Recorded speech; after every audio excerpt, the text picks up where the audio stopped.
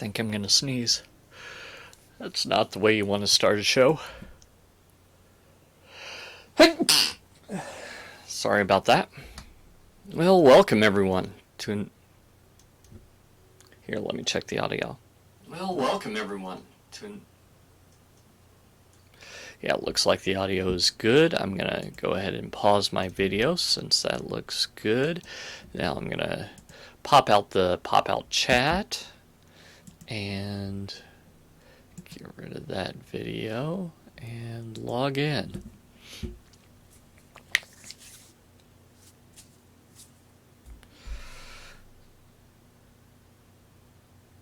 Okay, that's up and running. And we're good to go. Welcome everyone to another episode of the ChurchTechCast Question and Answer Show. I, of course, am your host, Paul Allen Clifford from TrinityDigitalMedia.com. Hey, if you would like to ask a question, feel free to do so. Paul at TrinityDigitalMedia.com. That'll get you in touch with me. Or if you're more of a phone kind of person, I know they exist still, give me a call, 1-877-763-3246. Or you can join us on the live chat. This show records every Friday at 2 p.m. Eastern, 11 a.m. Pacific on ChurchTechCast.com. So, let's dive into the questions. Most of these have come from one of the Google Plus groups that I'm a part of, as usual. But there are a couple of other things, so we'll go from there. Hi, Russet. Russet has joined us in the chat, so I'm just saying hi to him, and we'll get going. Okay, so Michael Walengorski, I hope I didn't butcher your name, Michael, asked this question. When is the best time to evaluate your service, and how often? What is your current method? So I shared basically something that I'm going to share in Creating Church when that gets released. And that is that what we do at my church is we evaluate what can be changed in a timely manner of when we can change it. So what I mean by that is after the first service, we have 3 services, by the way. So after the first service, all the leaders of the appropriate teams that make the service happen get together and we discuss what's going on in the service and any changes that need to be made. And only things that can be made. Right, so it wouldn't be a good time to say, oh man, I really wish that we'd created a new video to go with this segment. Too late to do that. There's another time for that. What can be changed during that time? That's what we discuss. And that usually happens 10 or 15 minutes after the service. Now keep in mind, we do that after a service in preparation of the next service. So if it's after the Saturday evening service or after the 9:30 a.m. on Sunday service, those are the 2 times when we do that. Now, there is an 11:30 service, but we don't have an immediate, what we call blitz, after the 11:30 service because we can't fix anything for the 1 o'clock service or whatever, because we don't have one. So there's really no good thing that can be accomplished by having that kind of meeting. Now, for all the things that are bigger issues, but that you want to discuss more in detail, we have a production meeting on Tuesday mornings after a little the emotion of the weekend has died down and after you've got time to get together. And during production meeting, that is when you say, hey, I really wish we could have created this other video. Next time, let's remember to do this. This is what we learned. This is what we could fix. These were our big wins. So that's what production meeting is for. It's also pre-planning for the next week. So, hey, let's make sure that we're all on the same page as far as what's going on next, where stuff is going to be on stage, etc., etc., etc. That kind of stuff is what happens during the production meeting.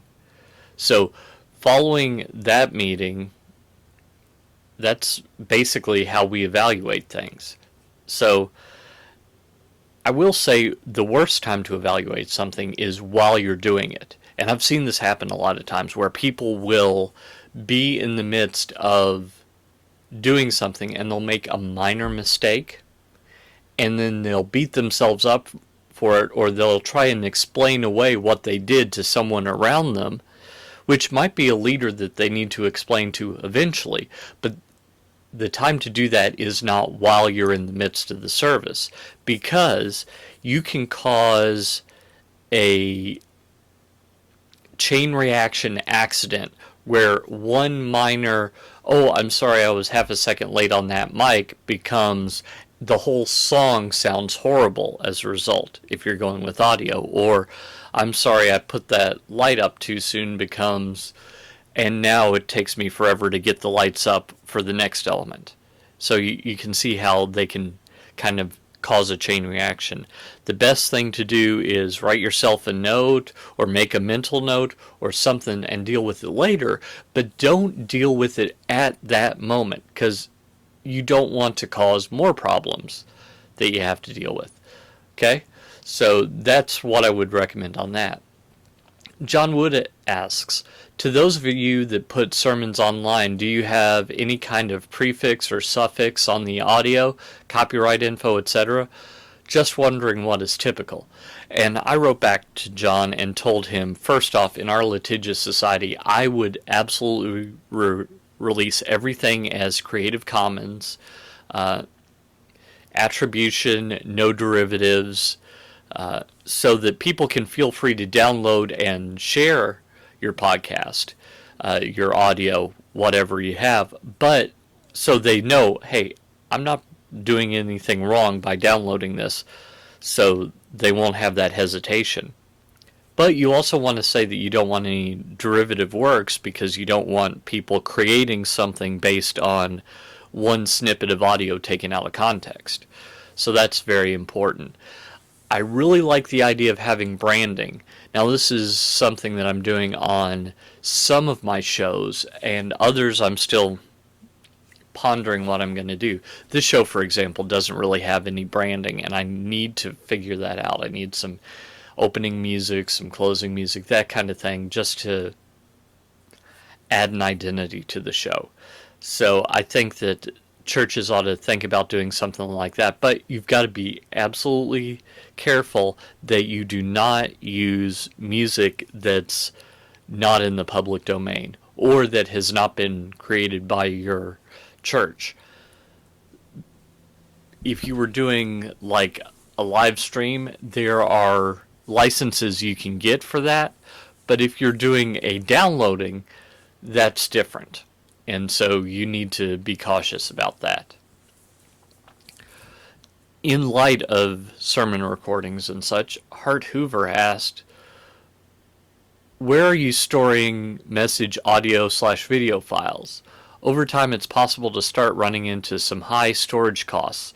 You can upload messages to a service like SoundCloud, but then you don't have any control over the data. Thoughts?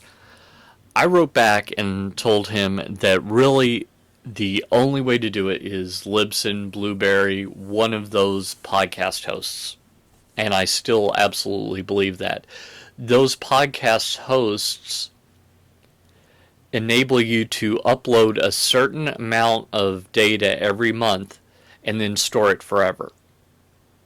Well, I shouldn't say forever, but I've been doing it for 5 years, so I've been storing for 5 years. So that's a pretty good length of time without any additional costs associated with that. So I think that that's a great way to do it. And the cost on these things can be as inexpensive as $5 to $15 a month. So it's not very expensive. Whereas if you try and use your web hosting, this is something I'll say over and over again, don't use your web hosting, because while they say unlimited, what they mean is unlimited as long as you're doing what we think you should be doing, which is not hosting media files. hosting the occasional picture, the text. They're expecting that. But if you had an HD 720p video file that lasted a half an hour every week, you're going to bump into their, oh, we didn't mean that unlimited pretty quickly. And the best case scenario is they stop you. The worst case scenario is they charge you. And I've heard stories of people waking up with $15,000 bandwidth bills, and you do not want that. So that's what I would do. There is some discussion about using Amazon S3. S3 is very inexpensive storage when you're first starting out, but if you get tons and tons and tons of media, and that's being stored long term, and you're getting bandwidth on that, when people subscribe to podcasts, it's not unusual, I do it myself, for them to go back and download every episode. So if you're 2 or 3 years in and you've got 80 megs a month of audio content, multiply that by 12 times 8 is 96, so 9.6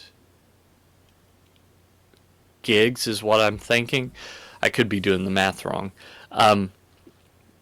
Every year, and you're 5 years in, and someone downloads all of that all at once, you could see how that would be big. So now it would be 960 megs a year. So still, 5 years in, every new subscriber potentially downloads 5 gigs. That gets expensive real fast. So that's something that I've tried, and I've done a little. The latest episode of Technobabble is actually hosted on S3 because I exceeded my monthly allowance with Libsyn. So we'll see how it works. But it does have some problems. With that in mind, last week I talked about a question of taking a PDF newsletter and making that better for iPads, iPhones, smartphones, the new Nexus 7, any of those type of devices. And I talked about copying that, putting it on a responsive website, and then taking the RSS and putting that into a newsletter service. Well, so I have, in addition to that, I have created a tutorial. It's a little longish, 20 some odd minutes, of how you would go through each step of that process. And so I have that on my YouTube page. If you go to YouTube, not YouTube, it's bit.ly, bit.ly/PaulTube. You should be able to find that, and I will leave a link in the show notes to that video so that you can see basically a screencast of going through all those steps. Finally, this is something, it's been kind of a big week from Google, and I don't think they intended the ChromeCast to be such a big announcement, but the web has been all abuzz. Amazon originally had a supply of them, and now everyone who bought those up is selling them for 3 or 4 times what they sold for initially. The ChromeCast is a device that's $35, and basically it enables you to send video to your HDMI monitor or television from your smartphone, your tablet, your computer, etc. And it's very simple, and it comes with 3 months of free Netflix. So that's something that a lot of people are just snapping up. On one of the other forums, someone said, Jeffrey Powers is his name, said, "Podcasters, if you didn't hear today's Google announcement, you may want to catch up on what ChromeCast is, because it is going to change the way people consume your shows." That may or may not be true. I listened to This Week in Google yesterday, and This Week in Google, they went through some of the more technical details about the ChromeCast, and there might be some that are out in the wild today, but as of yesterday, they didn't have details of if you could send video from your device that's not hosted online, send it from your device to your TV. So the question is it more like a web browser where basically you say, hey, display this web page, and it displays that web page, but it has to get it from online? Or is it basically like a hidden tab on your Chrome browser where if it plays something even local, it would show up? Or do you have the ability to play video, kind of serve it from your machine onto your television? And that remains to be seen. If it is not the last one, podcasts may or may not be beneficiaries of this device. So you would have to go to the website and play it from the website to watch it on your TV, which may or may not be a good thing. But for $35, man, it's hard to turn down. I haven't bought one yet myself, but I think as soon as some things run out and I figure it out, I think it's on my to-get list. So that reminds me, if you know anyone who is looking to advertise on shows like the ones on ChurchTechCast.com, head over to TrinityDigitalMedia.com and click on the advertise button, and you can get in touch with me there. If you aren't an advertiser but you'd just like to help out, again, head over to TrinityDigitalMedia.com, go to TrinityDigitalMedia.com/blog, and there's a big donate button on the right hand side. Additionally, we're in the last few days of the ChurchTechCast.com, TrinityDigitalMedia.com Summer of Giveaways July giveaway. There's over $1,000 in prizes that I would love to give away. And we have enough people that everyone would get a prize right now, but that means your chances of winning are excellent. So it's not that I'm going to have stuff left over, but you've got a better chance of winning this contest than any other. You can either go to TrinityDigitalMedia.com, it's right there on the homepage, or go to bit.ly/SOG7-13 for Summer of Giveaways July 2013. And we can do that. Let me go ahead and ask if there are any questions in the chat room, because I would absolutely love to answer any of those. This show will, of course, be up at TrinityDigitalMedia.com once I'm done uploading it to YouTube and everything. If you want to see it over on YouTube, it will be at bit.ly/PaulTube, and you can see it there. And I'll have all these questions listed in the show notes, along with the links that I've talked about today, and any questions that I get in the next couple of minutes. I really enjoy answering these questions, so I'm going to check my email real quick and see if there are any additions to the questions that I've got.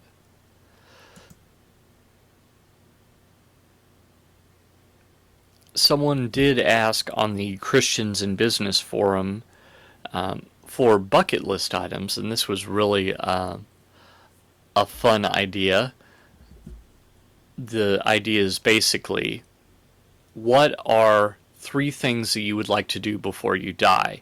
1, business related, because it's the business forum, and 2, kind of audacious things.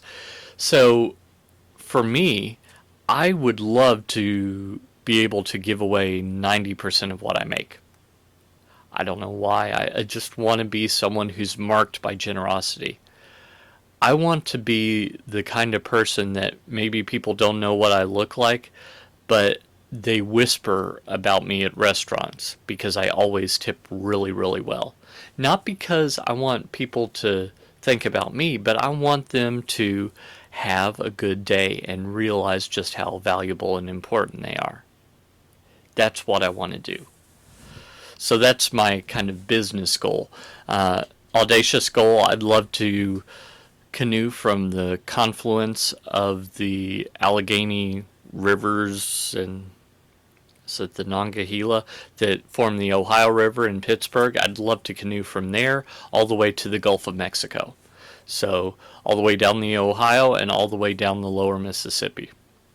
I don't know why, it's just something I heard once. And the last thing, I'd love to learn to fly a private plane or go into space. One of those two would be great. So what are your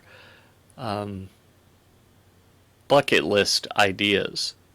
Feel free to share with me. I've just gotten this question from Audrey Ostoyik, and she said, I was just wondering what everyone is using as an alternative to Google Reader. And I am using Feedly. Feedly is, it's not perfect, but it accomplishes what I want to do. I think when Flipboard, their web version, gets more up and running, I think that's something that I'll do unless I get a tablet between then and now, as I don't have the budget for one, but really want an iPad. Okay, so that's answer to that question. Those are a couple. Okay, and nothing there. Okay, let me go ahead and I will check. Nope, nothing new on the chat. So we'll go ahead and wrap up this episode of ChurchTechCast.com's question and answer.